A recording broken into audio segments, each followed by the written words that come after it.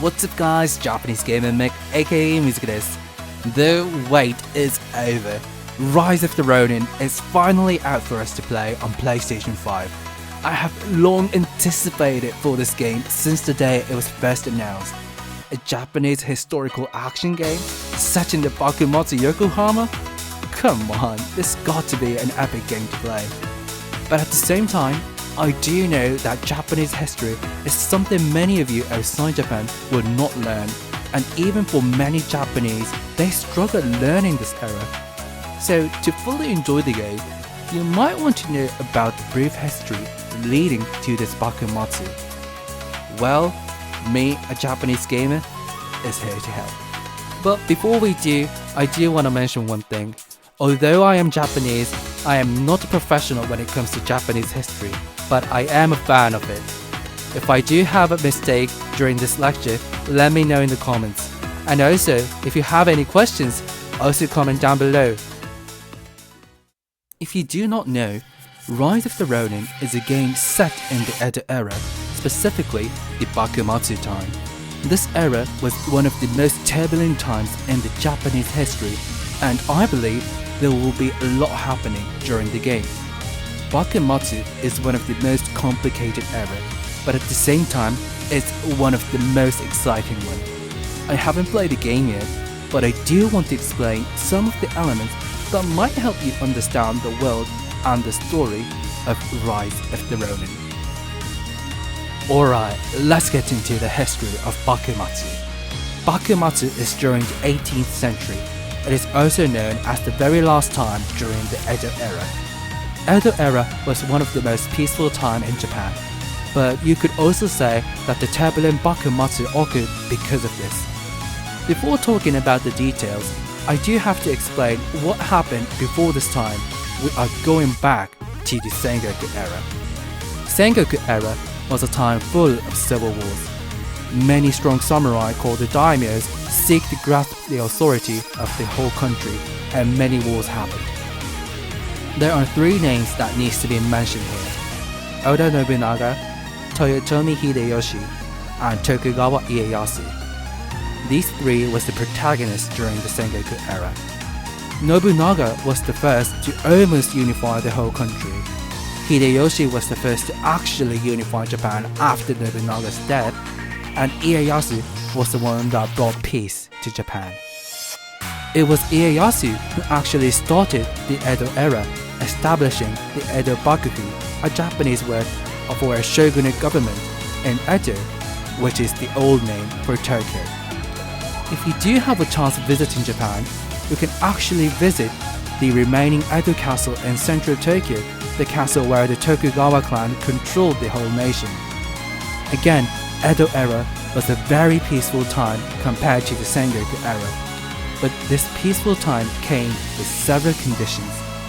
If I were to explain all, I am not sure how long this video will become, so today, let me explain you one of the main factors: the national isolation. After bringing peace to Japan, the Tokugawa clan did not want any wars to start again in the nation. They took good care of other clans and was able to maintain peace within the country. The only worry that they had was the outside nations interacting Japan. Japan being an island, it wasn't easily attacked by other nations, but at the same time, the country was isolated. Isolated from the other country, Japan was able to develop a unique culture. There were several times where other nations tried to conquer Japan, such as the Mongolian Empire attacking Japan during the 13th century.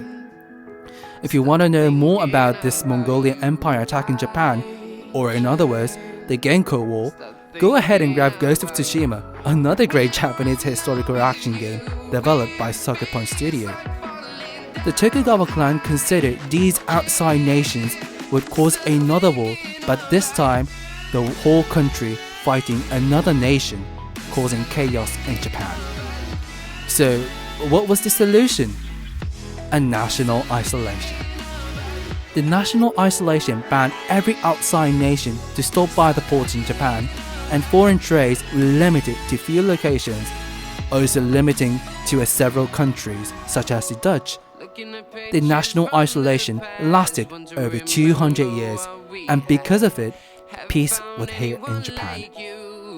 So that was the brief history leading to Bakumatsu. But now, let's dig into the world of Bakumatsu. By the end of the 18th century, people were living peacefully in Japan, coping with the national isolation. But around this time, several Western nations started to come around Japan, seeking to interact with the shogunate. People started to recognize the steamboats floating nearby. Compared to these Western nations, Japan was falling behind in technologies. By just looking at those steamboats loaded with cannons, it was clear that Japan had no chance of winning when a war started. One of the Western nations that came to Japan was America. Commodore Matthew Perry arrived in Yokosuka, a city nearby Yokohama, with steamboats. It was clear the civilization level was too different, and the Tokugawa shogunate had no choice but to accept the American Marine to enter Japan, which started a peace treaty between the two nations. This incident has caused tensions in several clans. They started questioning the national isolation and the Tokugawa governance. So now comes the Bakumatsu. Bakumatsu in Japanese kanji stands for the end of the shogunate. A civil war was about to erupt in the nation. One party was the Tokugawa shogunate, of course, seeking to extend their conquer and the authority around the nation. The other was the Tobaku, a party seeking to reopen Japan and to bring in outside technologies and cultures.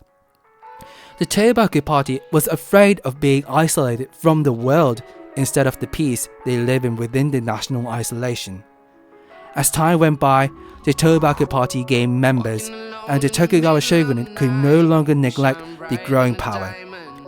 During Bakumatsu, many technologies and culture came into Japan, forming a new culture. The front line of the culture blending was Yokohama, right next to the city where Commodore Matthew Perry arrived, and also where Rise of the Ronin will take place in.